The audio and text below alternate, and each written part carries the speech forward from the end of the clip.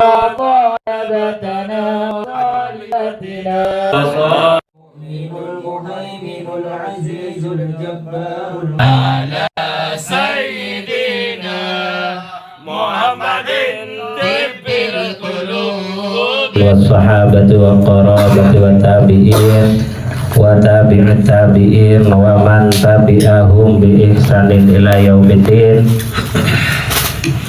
Khususan limu'allif hadzal kitab Asy-Syaikh Hasyim Asy'ari wa li jami' masyayikhina wa li jami' ustadzina wa li jami'il awliya tis'ah wa li jami'il awliya fil Indonesia wa li jami'il awliya fil dunia wa li jami'il masjid jam'iyah Nahdlatul Ulama radhiyallahu anhum wa an sa'iri sadati sufiyatil muhaqqiqin wal ulama'il amilin wal a'immatil mujtahidin Allah ta'ala yahmina bihimayatihim wa yumidduna bibadatihim wa yanfa'una bibarakatihim wa anwarihim wa asrarihim wa ulumihim fi dunya wal akhirah. Al-Fatihah. A'udzu billahi minasyaitonir rajim. Bismillahirrahmanirrahim. Alhamdulillahi rabbil alamin arrahmanir rahim maliki yaumiddin.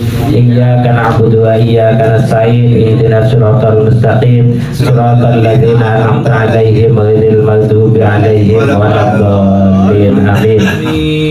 Bismillahirrahmanirrahim. Alhamdulillahi rabbil alamin.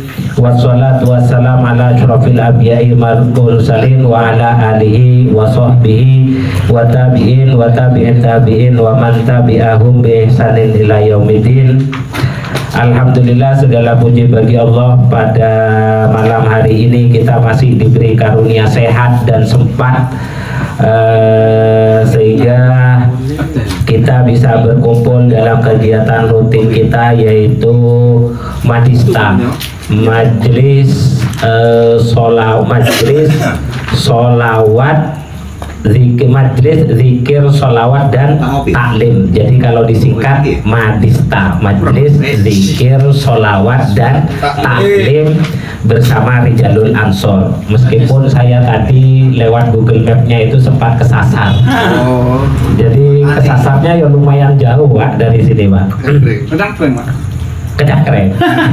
Jadi itu, tapi dari semua perjalanan itu satu hal yang patut kita syukuri, kita bisa berkumpul insya Allah pada tempat di mana yang menurut hadisnya itu akan dijadikan bagian dari tamannya surganya Allah Subhanahu wa Ta'ala, dan semoga kita ada di dalam itu. Salat serta salam semoga tetap tercurahkan kepada junjungan kita Nabi besar Muhammad sallallahu alaihi wasallam yang senantiasa memerintahkan kita untuk terus bersatu dan tidak pernah lupa untuk terus menuntut ilmu. Dan semoga apa yang kita lakukan pada malam hari ini dan di sini itu juga ada majelis taklim, semoga dicatat oleh Allah sebagai amal yang bermanfaat dan barokah, dan semoga kita kelak mendapatkan syafaat dari Rasulullah Sallallahu Alaihi Wasallam. Baik, kita akan lanjutkan kajian kitab kita, yaitu kitab Risalah Ahlus Sunnah wal Jamaah. Sekarang kita masuk pada muqaddimah langsung dari Kiai Hasyim Asy'ari sebagai pendiri Jam'iyah Nahdlatul Ulama atau salah satu muassis Jam'iyah Nahdlatul Ulama. Dalam karya beliau yaitu kitab Risalah Ahlus Sunnah wal Jamaah fi Haditsil Mauta wa Asyratis Sa'ah fi Bayani Mafhumis Sunnah wal Bid'ah, yaitu adalah sebuah kitab yang beliau karang tidak lain adalah sebagai bentuk peduli beliau agar semua yang mengikuti Jam'iyah Nahdlatul Ulama itu tahu betul akan apa perjuangan Nahdlatul Ulama. Beliau mengawali kitabnya dengan kalimat Bismillahirrahmanirrahim. Untuk penjelasan Bismillah sudah kemarin kita jelaskan, muga-muga sih eling. Amin. Yo lek lali yo gak apa-apa. Jenenge manungsa. Yo jenenge manungsa. Yo lek lali gak apa-apa. Sing penting gak lali, sing penting tetap gelem kanggo ngaji lan zikir. Urusan lali itu biasa gitu loh. Saya Saya ulangi, bismillahi mung kelawan nyebut asmane Allah Ar-Rahmani kang maha welas asih sinten Allah ing dalam dunya lan akhirat, Ar-Rahimi kang maha welas asih sinten Allah ing dalam dunya bloko. Artinya kalau Ar-Rahman itu adalah bentuk kasih sayang Allah diberikan kepada yang muslim dan non muslim, diberikan oleh Allah di dunia dan akhirat. Jadi kalau sampean melihat ada orang yang non muslim tidak menyembah Allah tapi penghasilannya gede gara-gara dia itu megawe, yaitu karena masih mendapatkan rohimnya Gusti Allah, masih mendapatkan rahmannya Allah. Tapi kalau rohim itu adalah bentuk kasih sayang Allah di dalam akhirat saja atau hanya untuk orang yang memeluk agama Islam. Contohnya ketika mereka bekerja, kalau mereka dapat penghasilan dunia tapi belum tentu mendapatkan pahala akhirat. Nah kalau kita yang muslim, bismillah niat ingsun megawe, kita selain dapat kebaikan dunia, insya Allah pekerjaan kita yang diawali dengan bismillah mendapatkan pahala. Jelas sampai di sini ya, maksudnya Rahman dan Rahim. Jadi lek wong muslim lek non muslim iku, makanya mereka itu tetap harus diperlakukan sama seperti khalayaknya mereka sebagai saudara kita, dan kalau tidak seagama paling tidak satu negara. Paling tidak meskipun mereka itu bukan orang muslim, paling tidak mereka itu kategorinya orang kafir zimmi, orang kafir yang berdamai. Kita juga wajib untuk melindungi, yaitu tadi karena ada rahmannya Allah Subhanahu wa ta'ala.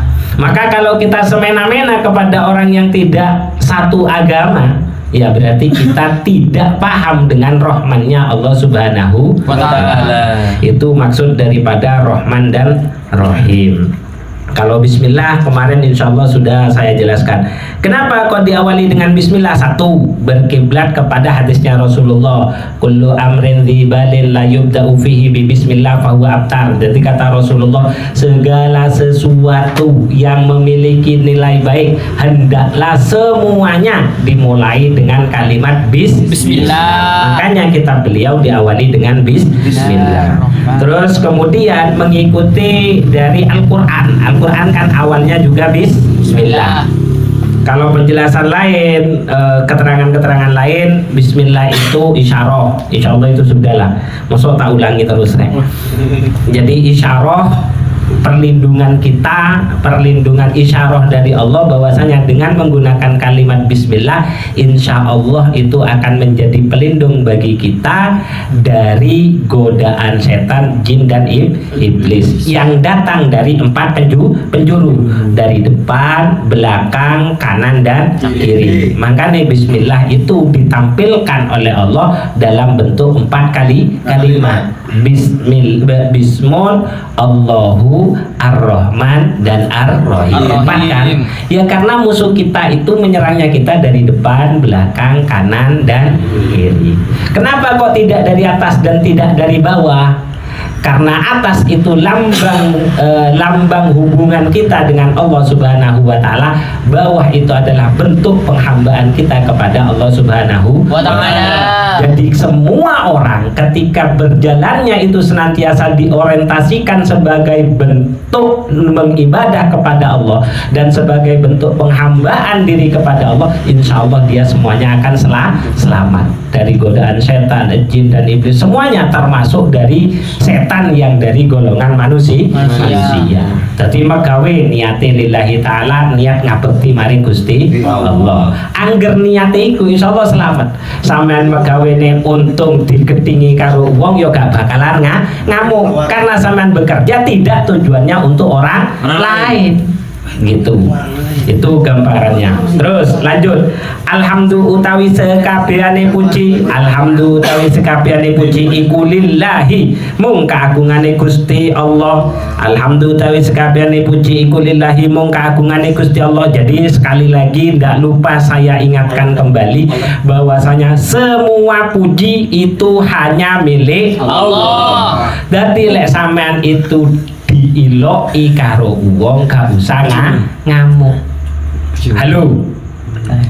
Jadi kalau kita dicaci maki oleh orang lain, jangan pernah marah. Karena memang kita bukan tempatnya pujian. Ya. Kan kalimatnya jelas, alhamdulillah utawi sakabehane puji. Jadi segala puji iku lillahi, hanya milik Allah. Diingat. Jadi kalau sampean masih pengen dipuji, berarti pengen mengambil sesuatu yang dimiliki oleh Allah. Jelas apa belum? Jelas. Jelas ya. Karena ini memang yang menyebabkan manusia itu sering bertikai antara satu dengan yang lain. Katanya tadi dikatakan yole lali gak popo, anjene menungso itu memang diciptakan tempatnya salah dan lupa. Nah misal sampean itu nanti dimarahi atau dicaci oleh orang lain gara-gara kesalahan, pertanyaannya kok marah? Halo? Gak marah. Pertanyaannya kok marah? Kan sudah jelas sampean diciptakan oleh Allah tempatnya salah dan lupa. Kalau sampean itu nanti dicaci oleh orang lain gara-gara kesalahan sampean, kenapa kok marah? Kan sudah memang betul sampean itu tempatnya salah. Harusnya kan tidak marah. Terus yang kedua, pujian itu bukan milik Allah. Kita. Pujian itu hanya milik Allah. Nah, pertanyaannya saya, sampean kok marah? Nah itu semua dikarenakan nafsu yang ada pada diri kita tidak pernah merasa akan kekurangan yang ada pada diri kita, padahal jelas kita diciptakan penuh dengan kekurangan. Sampean jelas secara akal merasa kalau sampean penuh dengan kekurangan, tapi nafsu sampean terus mengajak kalau sampean tetap manusia yang terbaik. Lah ini iku lali lek ujian iku wae Gusti Allah. Lek sampean iku diloki karo wong, dimarahi oleh orang lain, terus kemudian dicaci oleh orang lain, kalau ingat pujian itu milik Allah, insya Allah bisa sabar sampean. Bisa sabar. Nah makanya yaitu makanya wong sing gampang selfie ya kan, itu kan tidak lain ingin mendapatkan pujian dari orang lain, padahal pujian itu jelas alhamdulillah. Kan ngerti alhamdulillah, insya Allah pokoknya mantap. Wah insya Allah api sudah mantap, sudah hebat sampean sudah. Syukron krono dadi syukur ala nawalihi ing atase syukron krono dadi syukur ala nawalihi ing atase peparinge Gusti Allah. Jadi kalimat alhamdulillah itu bisa kita ungkapkan sebagai bentuk syukur atas pemberian dari Allah. Tapi belum tentu orang syukur itu bisa sampai kepada alhamdulillah. Kenapa? Karena alhamdulillah itu segala puji. Puji yang dimaksud puji dengan alhamdulillah itu adalah memuji karena ingin mengagungkan. Bukan memuji karena ingin mendapatkan sesuatu. Karena memang murni mengagungkan Allah Subhanahu wa Ta'ala. Kalau syukur, orang katakan, jadi kalau cuman alhamdulillah itu definisinya seperti itu, memuji Allah karena memang mengagungkan. Kalau syukur biasanya menggunakan kata alhamdulillah itu hanya sebatas berterima kasihnya kita kepada nikmat yang telah Allah berikan. Jadi syukurnya kita belum sampai kepada alhamdulillah karena tidak sesuai dengan makna alhamdulillah. Makna alhamdulillah itu adalah memuji Allah karena mengagungkan. Nah kalau syukur itu adalah memuji Allah karena berterima kasih atas nikmat yang diberikan. Nah kalau atas nikmat yang diberikan berarti hanya sebatas syukur, tidak sampai kepada alhamdulillah. Berarti harusnya ketika kita berterima kasih atas nikmat yang Allah berikan, kalau ingin nyampai kepada syukur yang masuk pada kategori kalimat alhamdulillah, harus disertai dengan niat untuk mengagungkan Allah Subhanahu wa Ta'ala. Itu makanya di sini dikatakan alhamdulillahi syukron ala nawalihi wassalatu utawi tambahi rahmat takzim wassalamu lan keselamatan ala sayyidina muga kaatur ing atase Gusti kita Muhammadin nyatane Kanjeng Nabi Muhammad. Semoga solawat dan salam tetap terhaturkan kepada junjungan kita Nabi besar Muhammad sallallahu alaihi wasallam. Solawat itu kalau dari kan di dalam hadisnya di dalam ayatnya itu kan, innallaha wa malaikatahu yusholluna 'alan nabi, kan gitu toh. Sesungguhnya Allah dan para malaikatnya senantiasa mengucapkan sholawat kepada nabi, kan gitu kan. Innallaha wa malaikatahu yusholluna 'alan nabi ya ayyuhalladzina amanu, wahai orang-orang yang beriman, shollu 'alaihi wa sallimu taslima, kan gitu toh.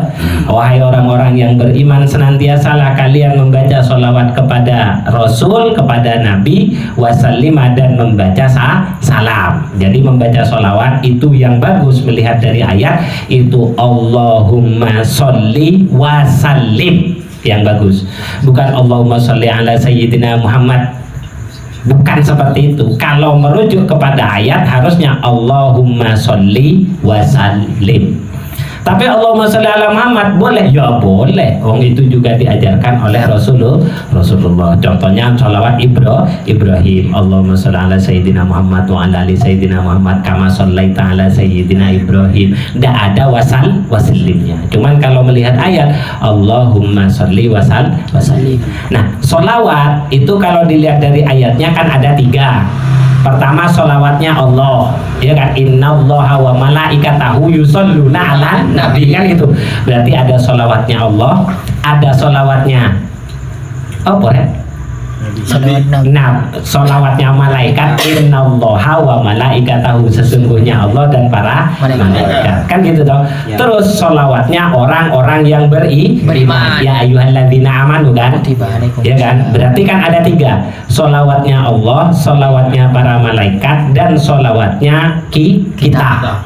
Nah, kalau sholawatnya Allah kepada Nabi itu adalah bentuk penghormatan Allah kepada Rasulullah. Jadi oleh bolehnya Allah meninggikan derajatnya. Kalau kita kan, sampean ganteng, sampean hebat, gitu kan cara kita memuji kepada orang lain. Nah, kalau Allah, pujian tertingginya Allah kepada Rasulullah itu adalah sholawat. Makanya sholawat itu tidak boleh dipakai kecuali hanya kepada Rasulullah Sallallahu Alaihi Wasallam. Tidak boleh. Tidak boleh. Sebagian ulama itu mengatakan haram. Karena memang itu adalah bentuk penghormatan Allah kepada Nabi Muhammad sebagai bentuk penghormatan tertinggi. Lek teko Allah dek kanjeng Nabi. Lek teko malaikat itu adalah bentuk permohonan ampunnya malaikat untuk Rasulullah. Lek dari kita membaca salawat, bentuk permohonan ampun kita lewat Rasulullah. Jadi beda. Jelas?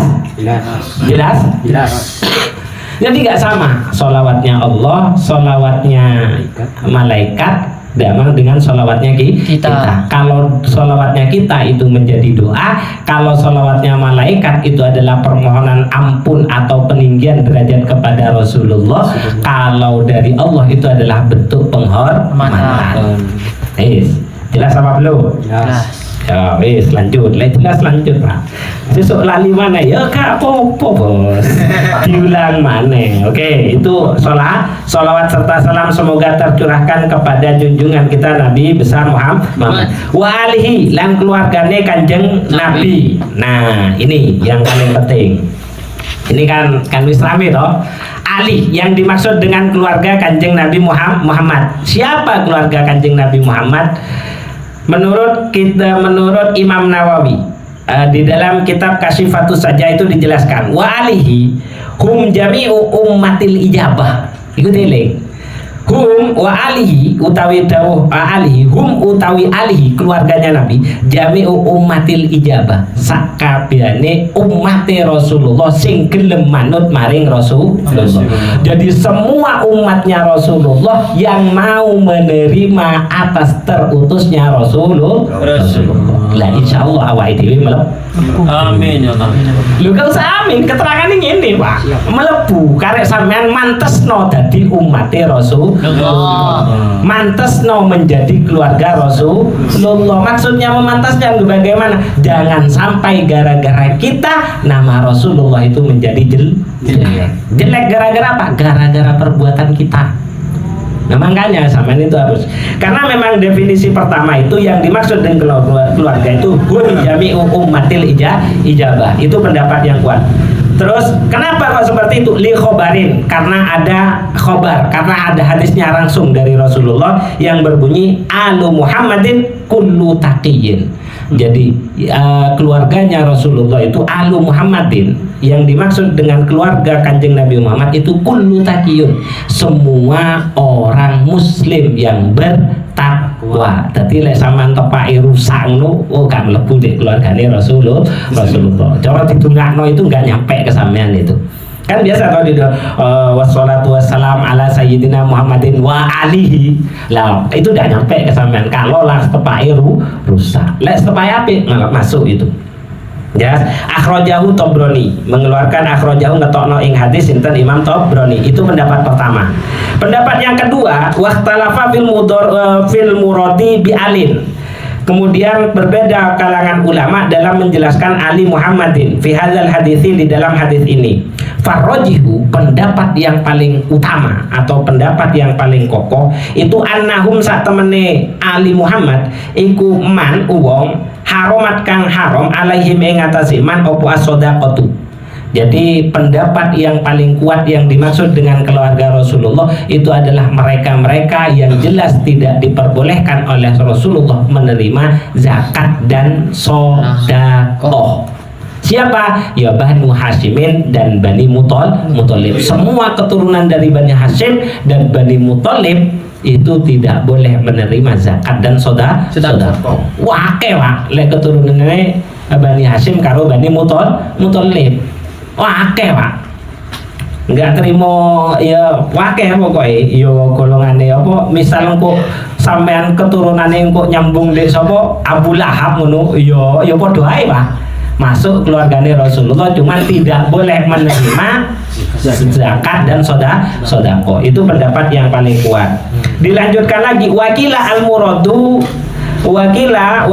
al-muradu malam bi ali Muhammadin azwajuhu wa dzurriyyatuhu.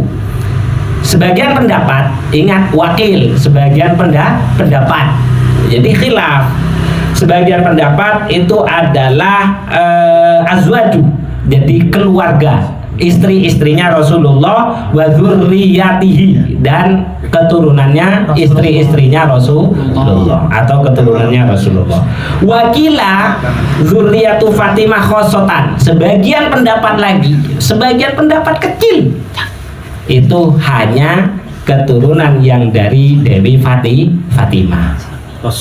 Khosoh, jadi hanya tertentu. Yes, itu penjelasan tentang keluarga. Ada lagi, masih banyak. Maksudnya biar clear sampean, Mas, biar clear. Artinya kan selama ini pemahamannya biar tidak separuh-separuh gitu loh. Biar tidak penasaran. Iya, biar penasaran.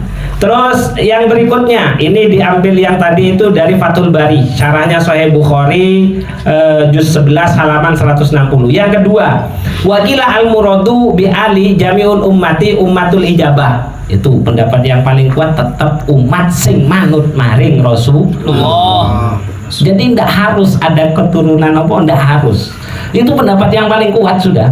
Jadi cara sampean iku ngaku ya gak apa-apa, pokoknya sampean takwa. Lek rusak aja ngaku-ngaku Pak, dipentung karo sing liyane teman-teman. Jelas ya? Jadi jami'ul ummati ummatul ijabah. Itu yang pertama. Wa qala Ibnul Arabi mala ila dzalika al-Qadil Husain war-Raghib bil atqiya'i minhum. Sekali lagi ini adalah pendapat yang paling kuat. Cuman untuk Ibnu Arabi terus diperkuat juga oleh Imam Malik, terus juga Imam Azhari, dan diperkuat juga oleh Imam Nawawi. Itu harus catatannya adalah mereka yang bertakwa. Jadi jelas standarnya takwa. Jadi itu. Yang terakhir, waqtalafal ulama fi alin nabi ala aqwalin adharuha wa huwa ikhtiyarul azhar wa ghairihi minal muhaqqiqin annahum jami'ul ummah. Itu sudah paling kuat pendapatnya, ya semua umatnya Rasulullah. Paling kuat pendapat itu sudah. Watsani Banu Hashim wa Banul Muthalib.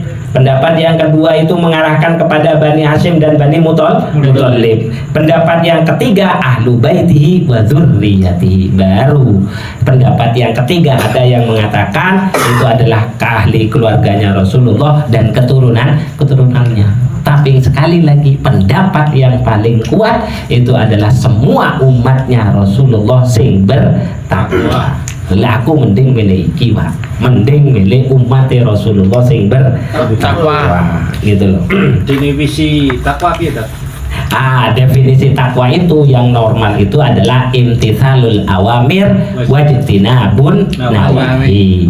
Jadi melakukan perintah dan menjauhi larangan. Kalau mengikuti takwa yang didefinisikan di dalam kitab Nasoihul Ibad yang kemarin ngaji, takwa itu kalau di dalam ibadah itu adalah al-ikhlas.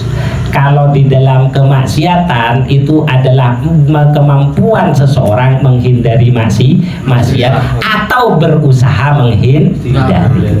Jadi lek sampean iku katut ngelakoni maksiat itu insya Allah kelebur masuk kategori orang yang bertakwa. Lek gak iso menghindar. Lek ancene niat melo Pak. Ya, gitu ya. Jadi kalau ada upaya untuk menghindar dari kemaksiatan tapi ternyata sampean tidak bisa menolak, insya Allah tidak merusak ketakwaan kita. Tapi lek ancene melo-melo di maksiat yo hilang ketakwaan nih. Maka status keluarga Rasulullah juga sudah hilang dari dalam diri kita. Carane piye? Yo ngelakoni sing apik maneh biar dikembalikan lagi dan diakui oleh Rasulullah sebagai keluarga. Jelas ya? Itu dalilnya kuat. Kenapa kok yang dipilih oleh para ulama itu adalah mereka-mereka yang menerima pada ajaran Rasulullah, pada mengikuti ajaran Rasulullah. Kenapa itu yang dipilih oleh para ulama sebagai keluarga Rasulullah? Karena yaitu ayatnya jelas. Pada saat Nabi Nuh itu kan ayatnya jelas. Nuh kan bilang kepada ini adalah keluargaku, langsung Allah yang menjawab, oh bukan, itu bukan keluarga anaknya loh. Pada langsung Allah yang menetapkan kalau anak Nabi Nuh karena tidak mau ikut Nabi Nuh tidak dikatakan sebagai keluarganya Nabi Nuh. Jadi Allah langsung yang memutus kekeluargaannya Nabi Nuh dengan putranya. Makanya pendapat ini yang paling dipilih oleh para ulama. Jadi yang dikatakan keluarga Nabi itu adalah mereka yang mengikuti Rasulullah dan mau bertakwa kepada Allah. Itu pendapat yang paling kuat. Kalau yang lain monggo sudah gitu loh. Monggo, pendapat lain kan sudah ada toh semuanya toh. Jadi ada Banu Hashim, terus pendapat yang terakhir itu adalah dari Dewi Fatimah Khosso. Tapi itu pendapat yang clear. Itu harus clear. Jadi sekarang kita memandangnya biar lebih nyaman gitu. Terus wabadu lan ing dalam sawise mata qaddam minal basmalati walhamdalah. Fa hadza maka utawi ikilah al hadir fi dzihni. Iku kitab audatu kang nyeleh sapa ingsun fi ing dalam kitab syai'an ing suwiji-wiji min hadisil mauda saybayane saking ceritone pira-pira wong kang mati. Jadi kata Kiai Hashim, aku di sini nanti akan menyisipkan beberapa hadis terkait dengan kematian. Kenapa kok hadis kematian? Karena orang yang masih mau melakukan kemaksiatan kepada Allah karena dia lupa kalau kematiannya senantiasa mengintai. Karena orang kalau ingat kalau dirinya akan mati, nggak mungkin dia melakukan dosa. Sama nanti ngelakoni opo, rumongso sama nanti mah, wes gak mungkin, jelas gak mungkin mah. Tidak delok dangdutan, aku niru nanti mati, wes gak mungkin. Lah kenapa kok orang masih bisa melakukan kemaksiatan? Karena dia lupa bahwasanya dia itu akan mati. Makanya kalau tidak salah di dalam kitab Sirrul Asrar, nanti kalau orang punya niat yang baik, betul-betul niat baik, ingin parak maring Gusti Allah, kadang karo pangeran itu diuji. Dalam setiap detiknya dia akan terkejar oleh kematian. Dalam setiap detiknya. Teman-teman saya banyak niat tulus, niat ati ngapi, ngersi awak. Sempat itu adik saya pernah kena. Itu nunggu koyong ini gak tenang awake Pak. Gak tenang kayak dia sudah mau mati, akan dimunculkan seperti itu. Ketahuilah berarti Allah ingin dekat sekali dengan panjenengan, karena itu adalah anugerah yang akan membatasi diri sampean dari perbuatan maksiat. Nggak usah takut. Lek sampean kok ngalami, ngeteni Pak. Sampean lek eling sampean ate mati terus ngono ngeteni Pak. Nggak tenang sampean, kumpul dengan ini nggak tenang. Pengennya wirid, pengennya zikir, gitu. Nah, jadi sampean nanti kalau diuji seperti itu, nggak usah gelisah. Ingat, nggak usah gelisah. Tandanya ada satu amal yang betul-betul diterima. Sampean masih nanti akan dicicipkan oleh Allah kepada nikmat-nikmat iman yang lain. Tapi itu nyiksa tenan Pak, mangan gak penak. Oh pokoknya susah, nyiksa tenan. Tapi yang sadar sampean tetap harus tenang, karena kalau tidak stres sampean. Kalau tidak sampean stres. Kenapa? Karena saya sudah beberapa kali ketemu dengan orang yang oleh Allah diuji ingat terus akan kematian. Itu. Jadi di sini itu nanti ada hadis-hadisnya kematian. Wa asyratis saah lan tondo-tondone wa asyratis saah lan tondo-tondone kiamat.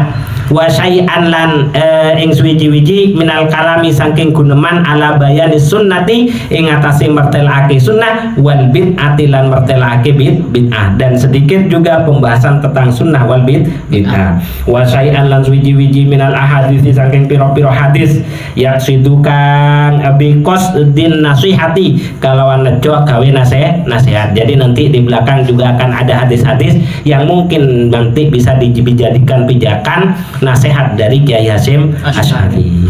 Wa ilallahi lan maring Gusti Allah al-karimi kang mulya sinten Allah amadda dan dawake sapa ingsun aku fal ibtihali ing epe-epe ndipi-ndipi, maksudnya itu menengadah gini loh. Jadi dawakno ingsun ing aku fa itu telapak tangan, al ibtihali itu secara seraya berharap. Jadi aku fal ibtihali ing piro-piro epe-epe kang DP ayam fa'a ing yanto gawe manfaat sinten Allah bi kelawan kitab awe manfaat nafsi ing awak dhewe. Jadi yang terakhir aku memohon kepada Allah yang maha mulia seraya menengadahkan tanganku untuk senantiasa berharap agar Allah memberikan manfaat atas kitab ini untuk diriku. Jadi untuk diriku dulu. Jari Kiai Hasyim Asy'ari wa amsali lan orang-orang yang sama sepertiku, wa amsali lan wong-wong kang padha maring ingsun minal juhali bayane saking wong kang padha bodho. Kiai Hasyim Asy'ari ngomong padha karo wong-wong sing padha bodho. Jadi tidak pernah Kiai Hasyim Asy'ari itu merasa hebat, alim, allamah, tetap ngomong bodoh. Tapi uang sing kadang ini yang dijadikan, yo aku herane, no, sampean lu kok iso sampai dikatakan kayak, sampean lu berpegang teguh kepada apa yang disampaikan oleh Kiai Hasyim. Kiai Hasyim sendiri loh mengatakan kalau dirinya itu bodoh. Kayak itu. Padahal Kiai Hasyim alimnya kayak gitu masih bilang bodoh. Ya tak kandani karo opo maneh awakmu. Kiai Hasyim sing alim ngono ngomong bodoh, opo maneh awakmu sing gak hafal hadis, gak hafal Al-Qur'an terus ate ngaku pinter. Nah itu yang saya maksud kadang ya itu sebagian saudara kita. Makanya kemarin salah satu tanda-tandanya asratus sa'ah. Salah satu tanda-tandanya asratus sa'ah itu kata Rasulullah sayati sanawatun khida'un kalau tidak salah. Jadi akan datang suatu tahun-tahun yang penuh dengan tipu muslihat. Yukadzibuna shadiqun, di mana orang-orang yang jujur itu didustakan. Wa yusaddiqunal kadzibun, dan orang-orang pendusta itu dipercaya. Lanjutannya di orang-orang yang suka berkhianat itu dijadikan dipercaya. Terus kemudian orang yang dipercaya justru dikhianati. Terus pada waktu itu ada yang namanya Ruwaifidah kata Rasulullah. Siapa Ruwaifidah? Yaitu adalah rajulun tafih an amril ummah. Jadi ada orang bodoh tapi berbicara urusannya umat. Nah itu tondo-tondo nih. Jadi wong bodoh kan duweni ilmu kakean komentar. Nah besok akan ada masa yang seperti itu. Ya salah satu contohnya ya kayak gitu. Kadang Kiai Hasyim hafal apa Bukhari, Muslim sebegitu tebalnya kitab. Ada anak yang baru, yo lagi kenal sama, terus bilang Kiai Hasyim iya saja loh, menyatakan dalam tulisannya dia adalah orang bodoh. Lalu aku ngomong lah, apa mana awakmu? Ya, saya bilang seperti itu. Ya, beliau itu kenapa kok ditampilkan? Karena saking tawaduknya Kiai Hasyim. Jadi tidak bisa di atas al-adab fauqal ilmi. Jadi adab, etika, ketawaduan tetap berada di atasnya ilmu. Kiai Hasyim lu ngomong kayak ngono. Makanya sampean lek sing ngaku-ngaku pintar iku yo atuh ora apa-apa. Kiai Hasyim ae sing koyo ngene sing ngomong koyo ngono itu. Wa yaj'ala lan mukon dadekake sinten Allah amali ing amal ingsun kholisan ingkang murni liwat hihil karim krana wajah Gusti Allah al karim kan mulya.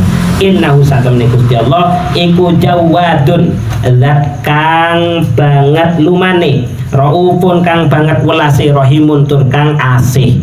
Jadi semoga kata Kiai Hasyim, semoga Allah menjadikan amalku ini murni karena Allah Subhanahu wa Ta'ala, karena sesungguhnya Allah adalah zat yang maha pemberi dan maha kasih sayang.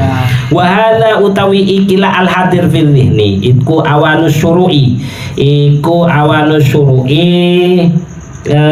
mongsone tumandang iku awanus syuru'i mongsone tumandang fil maksudi ing dalam piro-piro sejo jadi maksud tadi yang ingin disampaikan bi'aunil maliki kelawan sebab pitulunge pangeran kang dadi ratu al ma'budi kang den sembah. Itu muqaddimah Kiai Hasyim Asy'ari dalam mengawali kitab Risalah Ahlus Sunnah wal Jamaah. Insyaallah besok kita akan membahas tentang sunnah dan bid'ah. Apa itu sunnah, apa itu bid'ah. Itu saja dari saya, kurang lebihnya saya mohon maaf. Kalau mungkin nanti ada pertanyaan monggo bisa dilanjut setelah kita tutup kajian ini. Ala hadziniyah akhiran wallahul muwaffiq ila aqwamit thoriq. Akhiran wa ala kulli niyatin shalihah wa la khususan li muallif hadzal kitab Kiai Hasyim Asy'ari wa nafa'ana bi wa bi ulumi fid dharain amin. Al-Fatihah. Bismillahirrahmanirrahim. Alhamdulillahirabbil alamin. Ar-Rahmanir-Rahim. Maliki yaumiddin. Iyyaka na'budu wa iyyaka nasta'in. Ihdinas siratal mustaqim. Siratal ladzina an'amta 'alaihim ghairil maghdubi 'alaihim waladdallin. Amin.